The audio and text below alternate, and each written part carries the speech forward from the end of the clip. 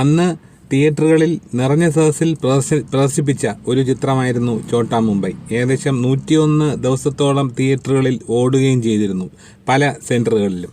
അതുപോലെ തന്നെ ആ വർഷം 2007 റിലീസ് ചെയ്ത 5 മികച്ച ചിത്രങ്ങളിൽ ഒന്നായിരുന്നു ഛോട്ടാ മുംബൈ.